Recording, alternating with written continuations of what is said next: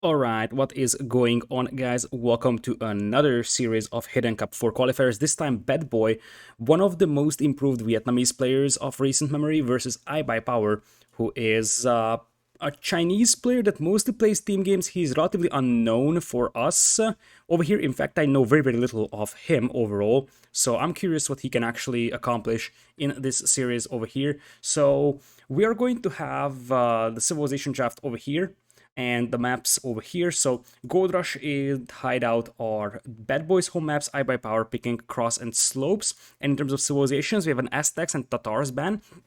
Snipes will be Chinese and Mayans, and Bad Boy will be left with Franks, Huns, Indians, Berbers, Italians, Japanese, versus IBuyPower's first Spanish pick over here. Many Chinese players like to play with the Conquistadors, so that is something that we could potentially see here from IBuyPower that could potentially justify the first pick in terms of Spanish. Other side, well, not other side, but we still have Britons, Khmer, Celts, Ethiopians, and Saracens available for IBuyPower. I hope my sound is alright, but my microphone has been acting a little bit weird in recent memory, so I really hope that the sound is going to be alright for this one. As do I hope with the recorded games, because it took me about a solid hour to obtain the recorded game for this series, because it seemed like there was a drop in the middle of the game, and that actually made the file corrupted for multiple AoE to record game databases, and the players only uploaded the second part of the recording, so it was a bit of a challenge overall to obtain the recorded game. That being said, I think I was successful in it, and we are jumping into game number one. IBuyPower will be playing red Celts on the right side, and Bad Boy will be playing Franks in blue over here on the left. So a pretty traditional Arabia setup that we are having. We will have scout focused civilization versus what is more of the archer type civ over here, and one of the better openings for IBuyPower here with Celts would be Men-at-Arms, I would assume, as Bad Boy is coming in here really fast to steal some sheep, and he will be successful stealing free sheep from his opponent. That's an excellent start for Bad Boy, and now IBuyPower moving forward to grab maybe some sheep from his opponent as well, but he was just a little too late catching up, and that means that Bad Boy has an awful lot of food already to start with. So he's pushing in the air. He's gonna have the Frankish berry bonus as well, which has been nerfed, but it's still a strong bonus. And he is also going to have an awful lot of sheep. Fun fact, you remember that the Celts do have an anti-sheep conversion bonus, as it seems like IBuyPower, where is his scout at? He's now pushing in the air himself, and here we go with the Men-at-Arms. This is the time where we need to slow the game down because we are past Dark Age. So it seems like we'll have a standard 22 pop Men-at-Arms opening here from IBuyPower, whereas his opponent will most likely be playing Scouts in this one.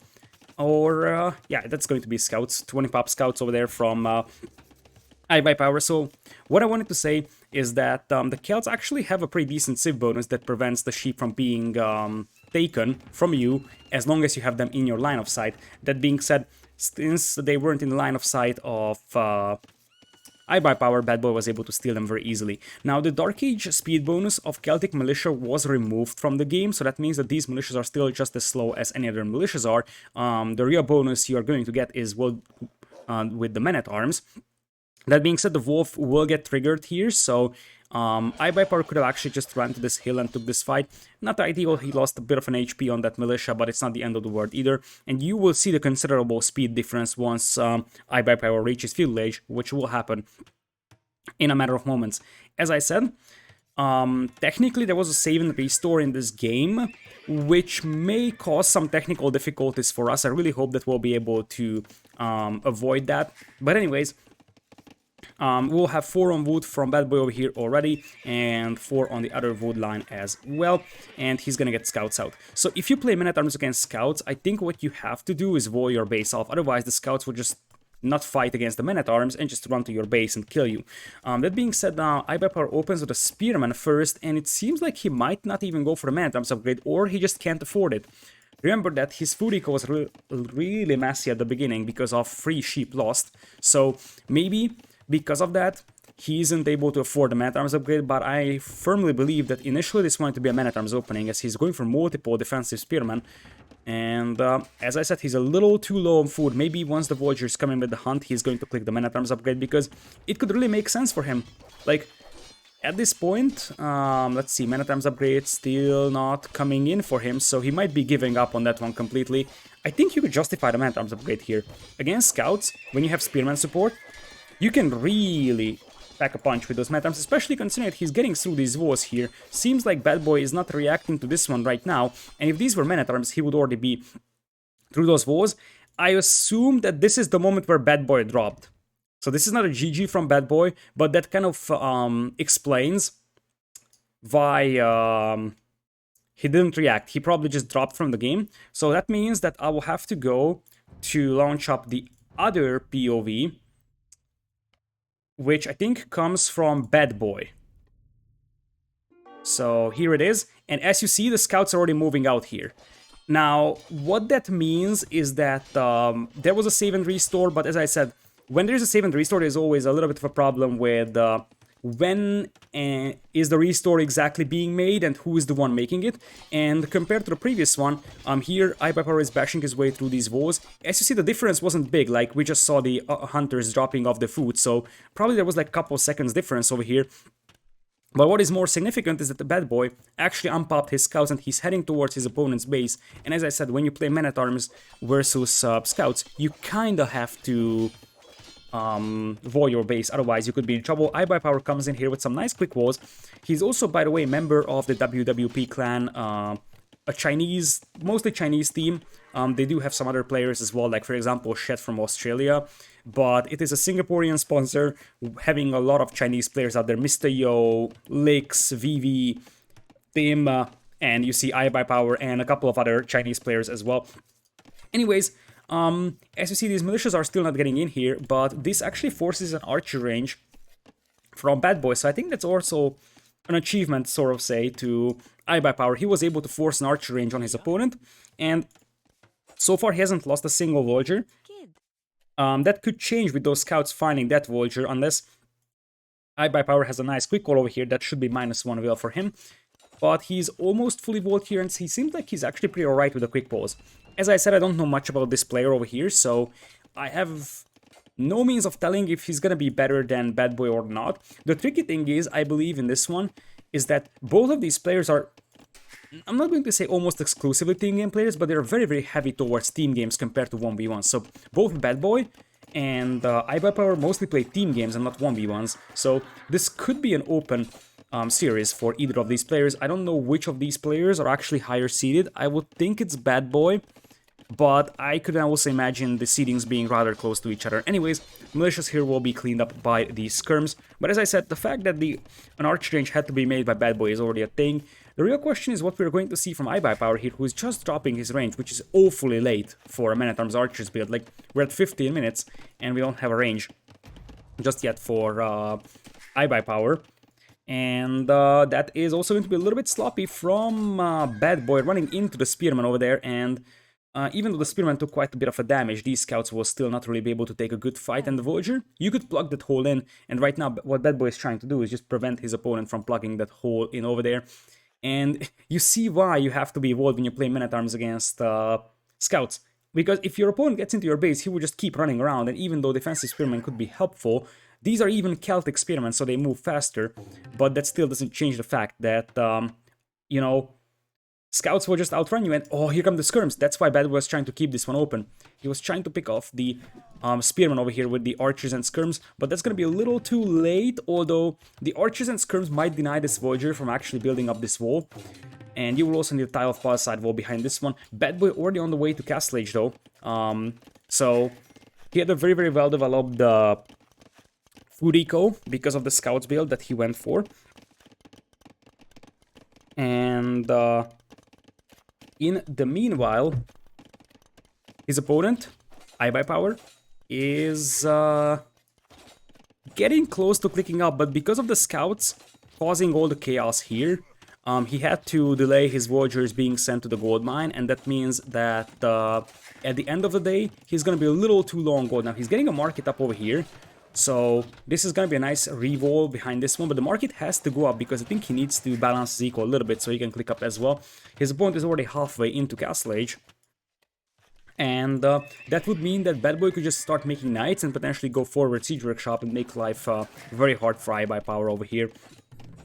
Anyways, I think that IBuyPower could have actually cancelled that archer for the sake of being able to look up to Castle Age a little earlier, and we may see some wood being sold over here by him to get... That's a nice market wall over there. You don't need more than about 200 HP on this, and then you will be able to delete it once this aggression goes away. You don't actually need to finish this, and that's a little more than what you need, to be honest, for IBuyPower here. What you want to achieve with the market wall is just to make sure that those units don't get through, because the market is a big building, so it's actually pretty hard for the archers to fire at the back of it when it's being used as a re-walling structure. And it is also pretty sturdy when it comes to HP, so that helps immensely when it comes to, you know, just adding a second layer behind your walls. You don't need a lot of HP on it, so if you get up to something like 400, even 300 should be satisfactory. You don't really want to finish that, because then you will be left with two markets. The idea here is that you get a market up to like 20%. That's going to cost you some wood, but not an awful lot. And then that's going to hold until you're actually able to get out to the next stage and go for the defense. Now, Badboy is playing super aggressive over here. In fact, we're borderline seeing a Hoang rush over here, so we will have a couple of knights over here. Militias trying to delay these villagers. I wonder if they will be able to. They're outrun villagers because they're Celtic militias. However, a single knight could actually kill them. And honestly, yeah, okay, now Badboy reacts. I get scared for a moment he's going to lose two villagers on the front to just militias. But now it's crossbows, now it's knights. And IBuyPower just reaches Castle Age here. So really he is getting punished for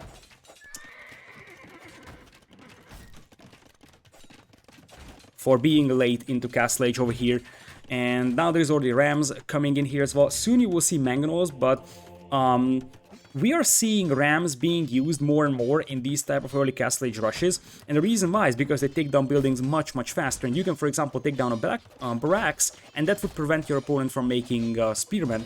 And that means that your early knights will be much stronger in terms of combat value, even though they're missing any armor upgrades, which means that crossbows would still be able to deal with them pretty well. Crossbow just hitting for IBuyPower, but he's gonna have to fight this one. I think for Badboy here, you can make a case for just trying to kill these villagers here. Also, knights running inside, IBuyPower trying to wall his villagers off, but there's already a couple of villagers getting caught off guard.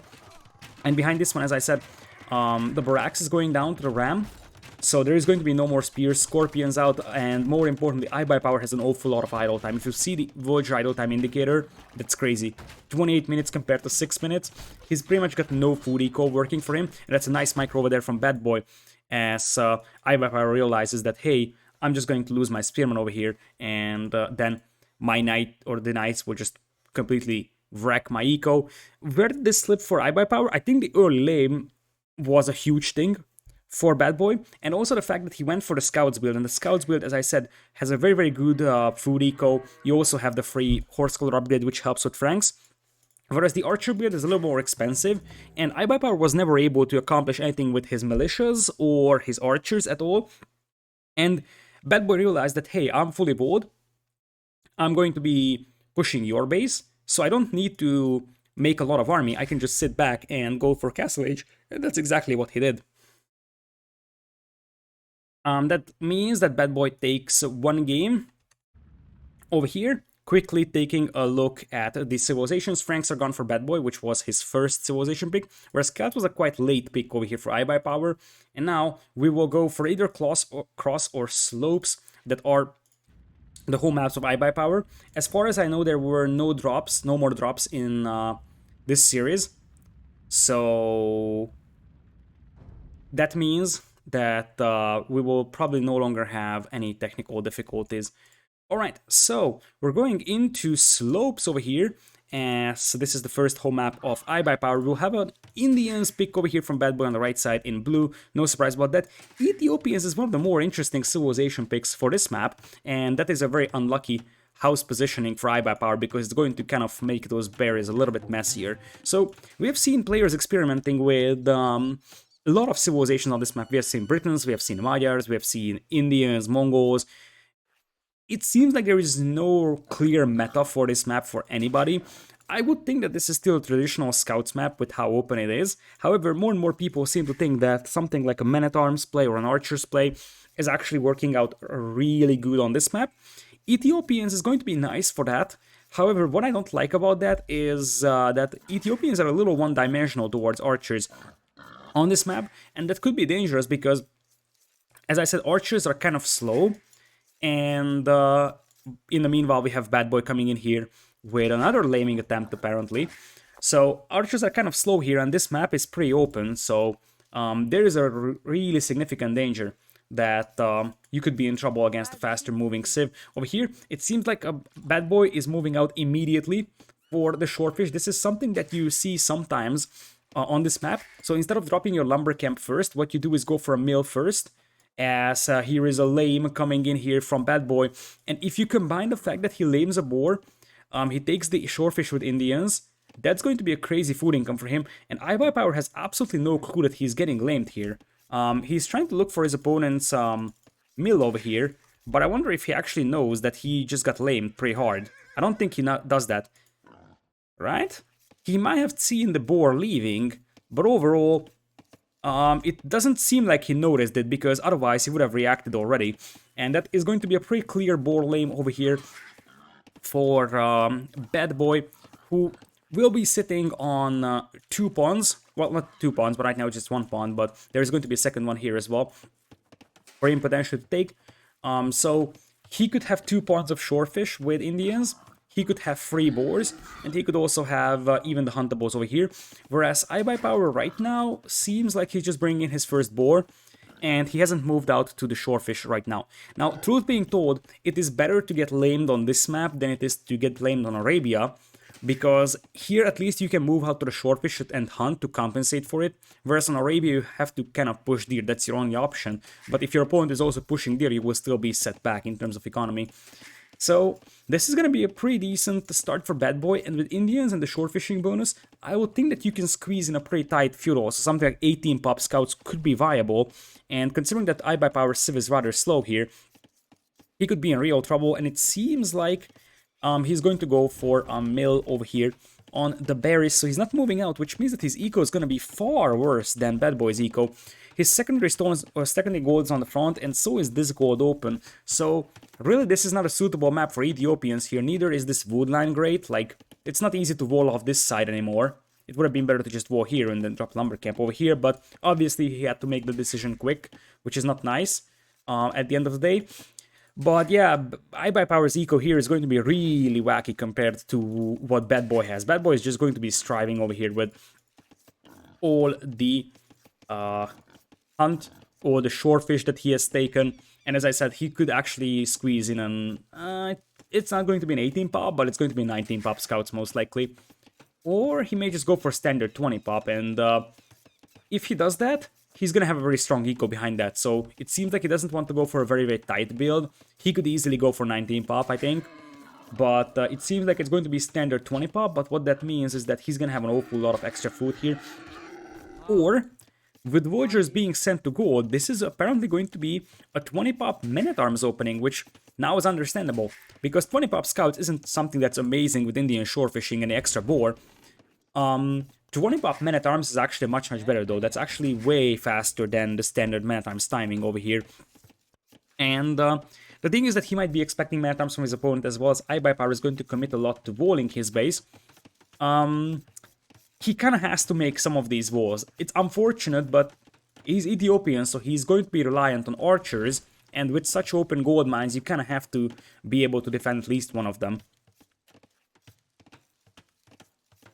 Anyways, right now, Badboy has been scouting the pawns, so he knows exactly that his opponent isn't out there, and he's already bringing in the militias. He's not waiting until he gets the man-at-arms upgrade. He wants to bring in the militias and make sure that he keeps this gate or keeps this wall open as long as possible, because he wants his men-at-arms to be able to get there, and it seems like we may even see towers coming in here for Badboy. I would think that this is not a huge tower commitment. This is more of a reaction to this gold mine.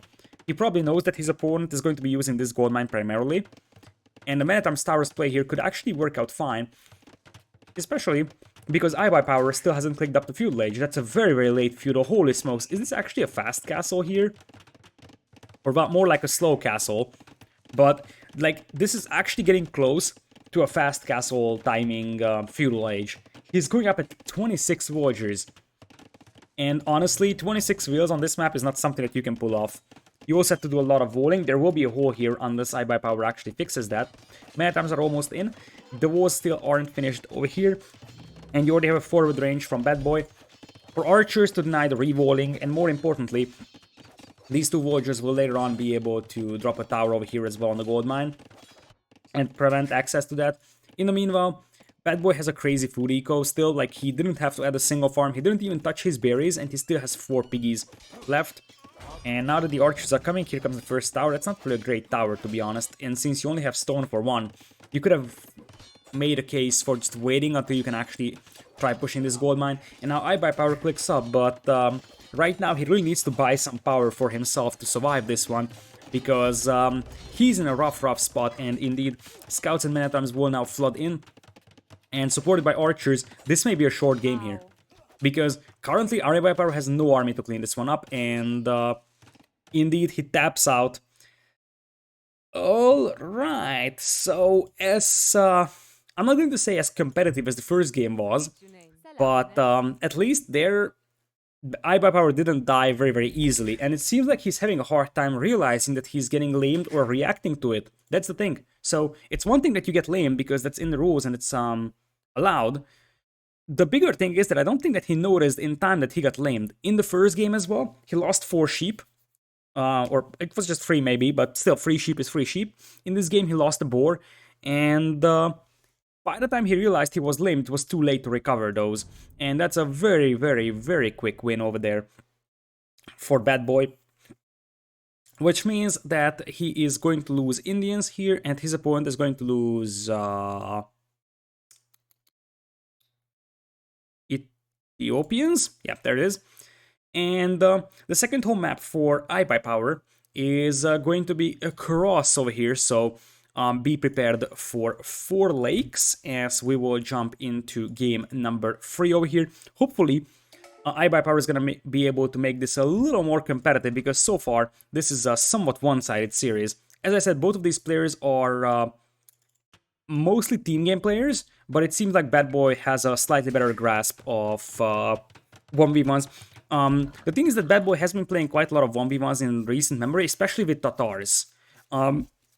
When Tatars were very strong and they get the extra sheep for their town center in their original version, so before the nerf, Badboy had a specific account allocated to play with Tatars only, and it was called Tatars Boy.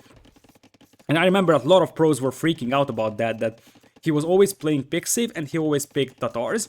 And because Tatars were so strong, he was actually dominating players like MBL. I think I saw MBL versus Badboy games over there. Not sure what other pros fought against him, but yeah, he actually was using Tatars Boy as a 1v1. Ready. Oh, that's so bad for IBuyPower. Oops, quick pause. Quick pause. So that actually happened, but that villager now is going to be idle and needs to re-wall this one, take the food. So standard Dark Age over here from both sides as we are progressing towards Feudal Age, which means that we can slow down the game a little bit. And we will have Japanese for Badboy over here in blue on the left, and the right side is going to be IBuyPower's Britons. Britons, hello? Excuse me? What am I looking at here? Britons?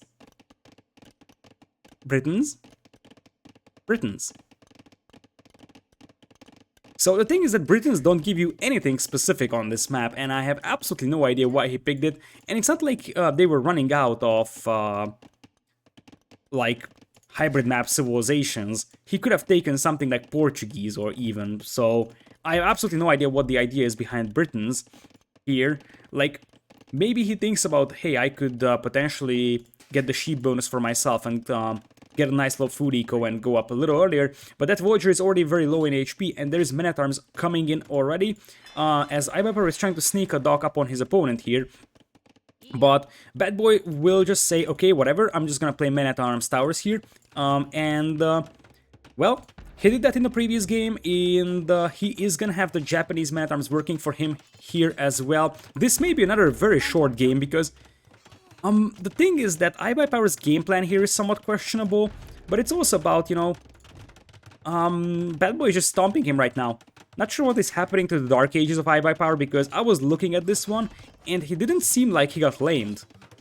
Like, I was looking hard, and I didn't see any significant laming, although Badboy does have quite a considerable amount of piggies left over here, whereas IBuyPower is already out of those, although that could just be Britain's faster gathering rate, so I don't really know what happened to IBuyPower's Dark Age here, but he's taking more damage from being lame than he should. Basically, that's the answer over here. And that's actually an awful archer range position now for IBuyPower. That's actually very, very bad for him. Now that the tower goes up, it's fine. But if that tower somehow goes down from IBuyPower, he's going to lose the archer range. Oh, he tries to trap it. He tries to trap those villagers over there, and it's going to succeed. It's actually going to succeed. And the thing is that Badboy could be losing his men-at-arms. Badboy could be losing his villagers over here. So what he's gonna do is try to patrol his units over here and juke arrows with them. And remember that once the men-at-arms and scouts are down, you could just pull the villagers if you're IBuyPower. That's actually a nice move over here from him. I think the first really good response from him in this game was this one. And now, indeed, now that the units are down, he can just pull 1 or 2 villagers to bash that tower down very easily. Same thing for this one. And in the meanwhile, he's actually getting a dock up here on the fishing eco of Badboy. So finally, a more competitive game over here. I got scared that this is gonna be an easy 3-0, but it seems like we'll have some fighting over here going on, at least. The thing is that Badboy is gonna have double docks here, though, with fire galleys, and Badboy is also gonna have Japanese fishing ships, so it's going to be awfully hard for IBuyPower to actually kill the fishing eco of Badboy over here. Both players only have 1 pawn working for him, but there's some very, very nice quick walls over there from IBuyPower. Tries to trap those villagers in there, but that didn't actually happen. But still, these villagers will have nowhere to go, so they will just try to make an archer range over here on this hill, which could still work out. And remember that if Badboy actually gets a tower up here, that could be troublesome for IBuyPower, who needs to pull more villagers to stop this range. Can he actually stop this range, though? That's the question. Apparently not.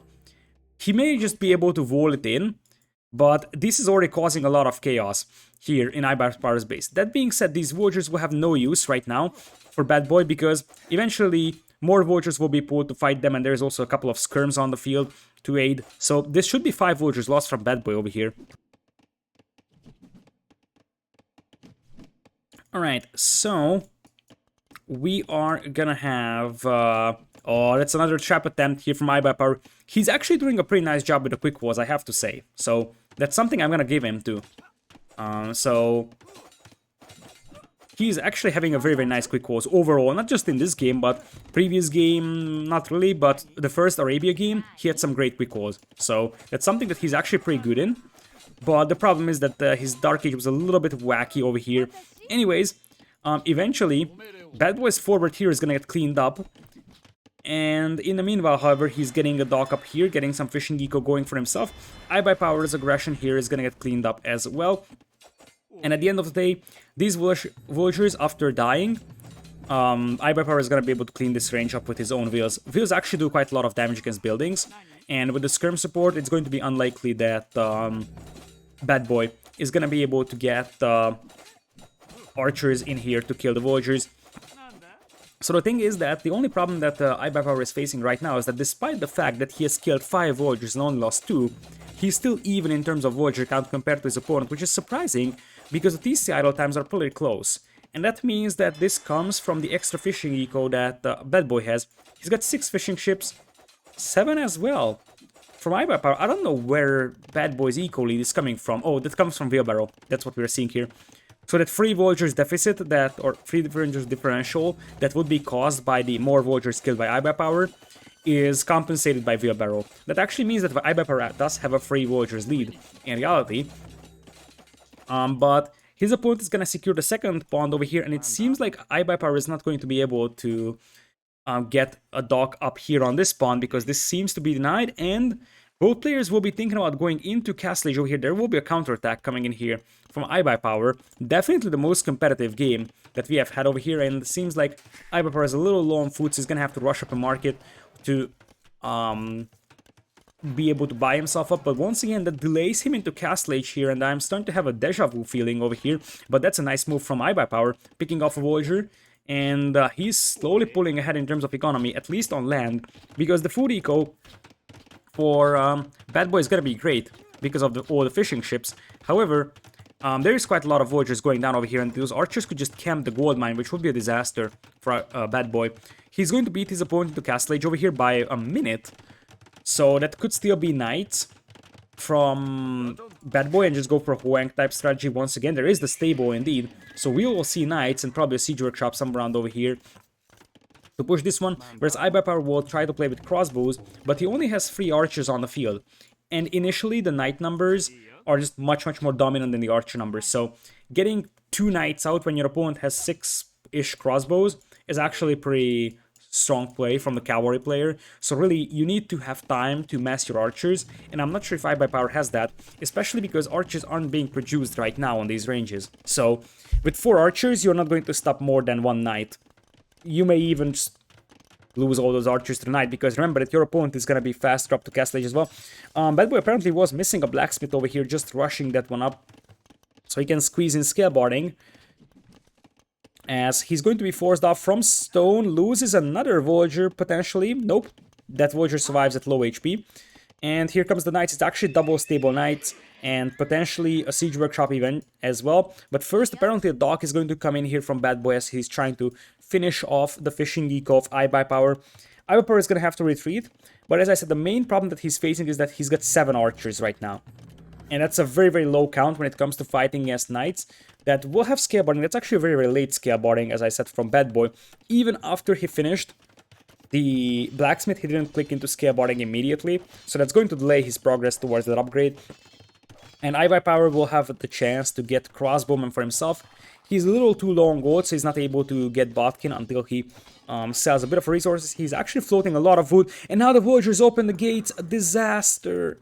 And there's War Galley upgrade coming in as well for Badboy, so he's gonna start pushing that pond as well. He's got a 5 villagers lead now, and knights are coming in. Siege workshop is on the way. That is going to be on the hill as well, so the hill advantage with the mangonel here will be on the side of Badboy.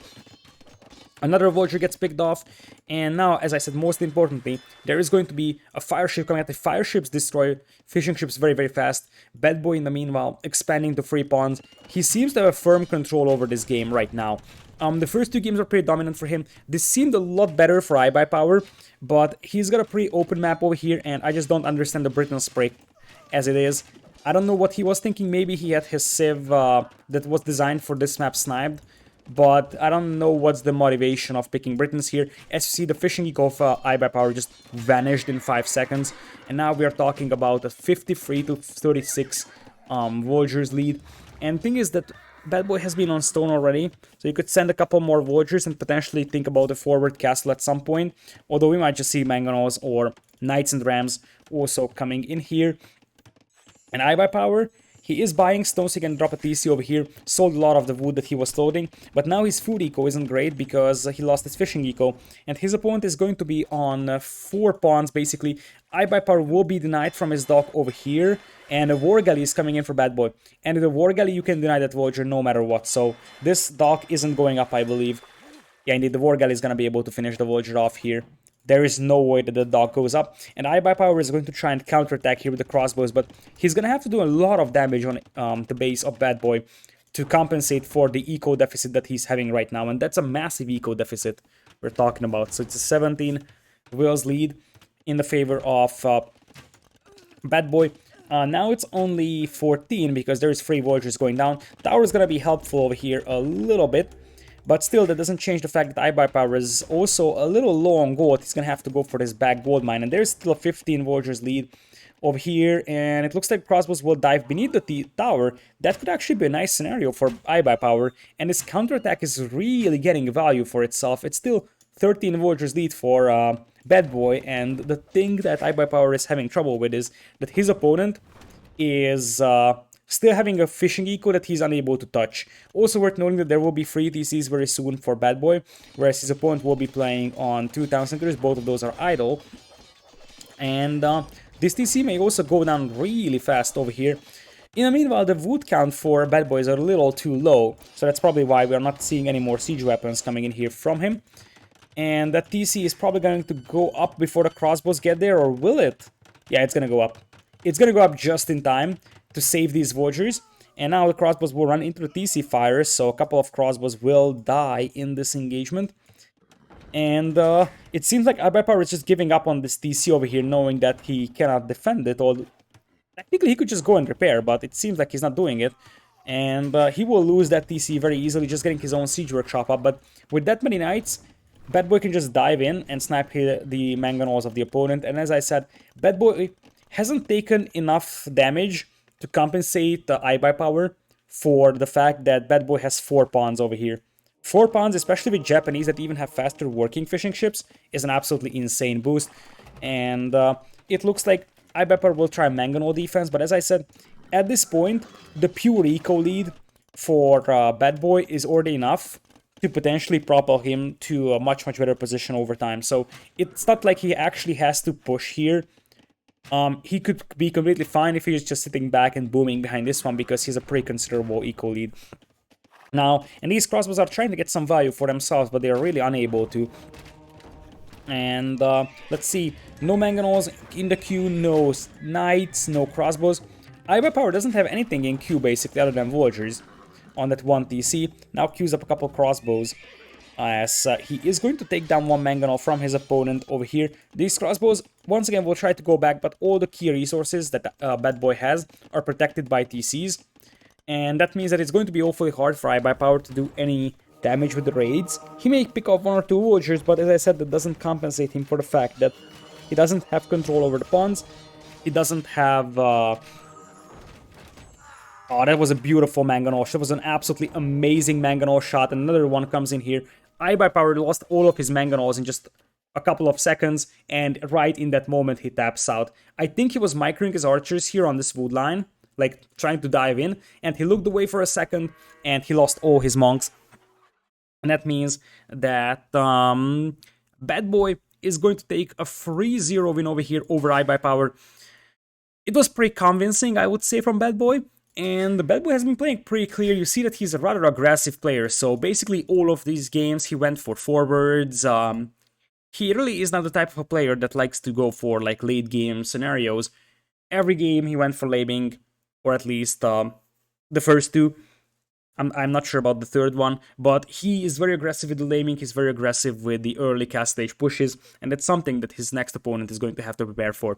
Anyways, thank you so much once again for sticking with me for this series, and I am technically almost done recording all of the round of 64s, and that means that we'll be able to finish everything with the round of 64s before the round of 32 starts, and obviously I will cover everything as well from round of 32s, and then from the final deciding round, and obviously from the main event of Hidden Cup. So thank you so much for staying with me today, and hopefully you will have a nice day, and hope that I see you in the next video as well.